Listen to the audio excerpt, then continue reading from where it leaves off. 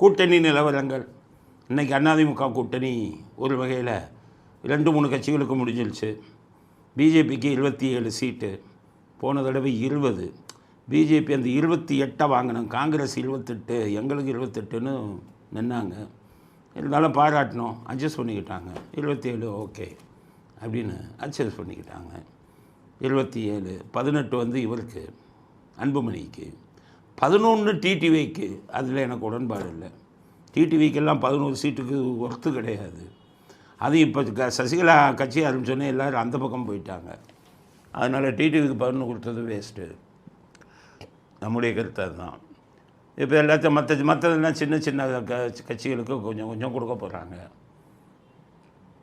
தமிழ் மாநில காங்கிரஸ்க்கெல்லாம் நான் முடிவு பண்ணல, ஒரு 3-4 கொடுப்பாங்க. அவராச்சும் நல்ல மனுஷன், அவருக்கு கட்சியில் சீட்டு கூட கொடுத்தா கூட நாங்கள் ஒன்றும் பேச மாட்டோம், நல்ல மனுஷங்கப்பா அப்படின்னு. இதில் பிஸ்னஸாக பண்ணிக்கிட்டு இருக்கிறவங்கள தானே நாங்கள் எதுக்குறோம். அதிமுக 170 அந்த ரேஞ்சில் போட்டிவிடுவாங்கன்னு நினைக்கிறேன். இதுக்கிடையில் பாண்டிச்சேரி, இப்போ தேமுதிக சொல்லிட்டாங்க பாண்டிச்சேரியிலும் போட்டி விடுவோம், ஏன்னா இங்கே டீல் முடிஞ்சிடுச்சு கோடிகள் எல்லாம். அங்கே போய் நிற்கிறேன்னா அங்கேயே ஏதாச்சும் கொஞ்சம் கோடி கிடைக்கும்னு நினைக்கிறாங்க. அங்கே கிடைக்காது, ஏன்னா அங்கே திமுக வந்து பலம் இல்லை. இப்போ ஜெகத்ரட்சகன் சம்பாதிச்சு வச்சதெல்லாம் கருப்பு பணம் எல்லாம் இருக்குல்ல, அவர்கிட்டருந்து ஏதாச்சும் வாங்கலாம் அப்படின்னு நினச்சிருப்பாங்க. ஜெகத்ரட்சகன் இவ்வளவு அரசியலில் வந்து வளர்றாரு, இன்னும் இன்கம் டேக்ஸ் வேலை பார்க்குறேன்ப்பா, வேடிக்கை பார்க்குறீங்க. பெரிய பணக்காரங்க அரசியலுக்கு வந்து விளையாடினா அந்த பணக்காரனை காலி பண்ணணும். கருப்பு பணம் 3/4 வச்சுருப்பான், எல்லாத்தையும் காலி பண்ணுங்க, அப்போ தான் அரசியலுக்கு வர மாட்டான். அவன் கருப்பு பணத்தை பாதுகாப்பதற்குத்தான் அரசியலுக்கு வருகிறான். அவர்களெல்லாம் வந்து நீங்கள் விடவே கூடாது. மத்திய அரசாங்கம் நீங்கள் அவங்களோடைய டீல் வச்சுக்கிறீங்களே, ஒரு 10 கோடி பிடிக்கிறீங்க, அவன் ஆடிட்டர் வச்சு வாங்கிட்டு போயிடறாங்க, அவ்வளோதான். அதோட அப்படி தானே போயிட்டு இருக்கு. அதனால் இப்போ பாண்டிச்சேரியில் காங்கிரஸுக்கு 15, திமுகவுக்கு 15. எல்லா தொகுதியிலையும் திமுக தோக்க போகிறான். பாவம் காங்கிரஸ் அந்த காலத்திலேருந்து செல்வாக்கு இங்கே அவங்களுக்காச்சும் கொடுக்கலாம். திமுக ஒரு 15, இவருக்கு 8 கேடு 2-3க்கு கிடையாது. உங்கள் ஜெகத்ரட்சகன் பணத்தை கொட்டிட்டு வர பார்க்குறாரா? எலெக்ஷன் முடிஞ்ச உடனே ஜெகத்ரட்சகன் மறுபடியும் ரைடு அடிக்கிறாங்க பாருங்கள், எல்லாம் ரெடி பண்ணி வச்சுருக்காங்க. அதனால் ஜெகத்ரட்சகன் தைரியத்தில் ஒரு 15. அங்கே விடுதலை சிறுத்தையும் கம்யூனிஸ்டையும் சேர்க்க போகிறாங்களாம் டிஎம்கே. 1 கொடுக்கணும்னாங்க. காங்கிரஸ் சொன்னான் உன் 15 கூடியான்னா, நான் கொடுக்க முடியாதுன்ட்டாங்க. காங்கிரஸ் 15, நீங்கள் 20, திமுக 5, அதுக்கு 4, அதுக்கு மேலே இல்லை. அதுக்கு ஏமாந்துட்டீங்க பாண்டிச்சேரியில். இப்போ விஜய் கட்சி பாண்டிச்சேரியில் தனியாக நிற்கிறாங்க.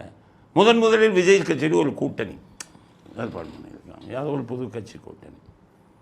அவங்களோட 2 சீட்டு கொடுத்து பாண்டிச்சேரியில் கூட்டணி அப்படின்னு முடிவு பண்ணியிருக்காங்க. அதனால் எங்களை பொறுத்தவரை பாண்டிச்சேரியில் திமுக கூட்டணி மண்ணை கவ்வும். திமுகவுடன் சேர்ந்ததற்காக காங்கிரஸும் மண்ணை கவ்வும், சந்தேகமே இல்லை. இப்போ இங்கே தமிழ்நாட்டில் வந்து இன்னும் போயிட்டே இருக்குது.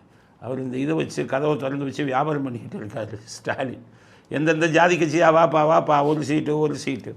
இல்லை, வேடிக்கை என்னென்னா எல்லோரும் உதயசூரியனில் நிற்கணுமா? அவன் சின்னத்தில் நின்னா ஜெயிச்சிடுவான்.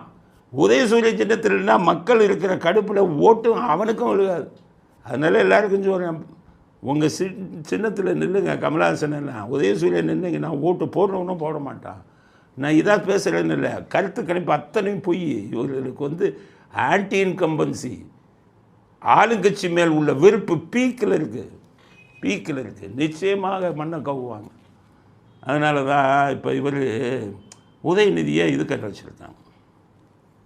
எதுக்கு? நேர்காணல்.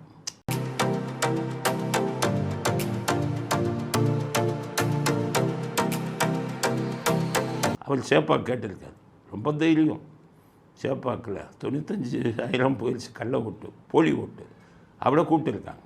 ஸ்டாலின் சரியான கேள்வி கேட்டிருக்காரு பாருங்கள் உதயநிதியை பார்த்து. சாரில் எவ்வளோ ஓட்டு போச்சு தெரியுமா சேப்பாக்கலன்னு கேட்டிருக்காரு. என்கிட்ட என்னோட தொகுதியை பற்றி சில விஷயங்கள் கேட்டாங்க. எவ்வளோ எஸ்ஐஆரில் எவ்வளோ வாக்காளர்கள் நீக்கப்பட்டிருக்காங்க, அதெல்லாம் ஃபாலோ பண்ணிங்களா, சென்ற நாடாளுமன்ற தேர்தலில் என்ன வித்தியாசம், தொகுதிக்கு என்னென்ன செஞ்சு கொடுத்துருக்கீங்க அப்படின்னு கேட்டாங்க. அரண்டுட்டார். ஆமாம், அதை ஞாபகம் இல்லையே நமக்கு.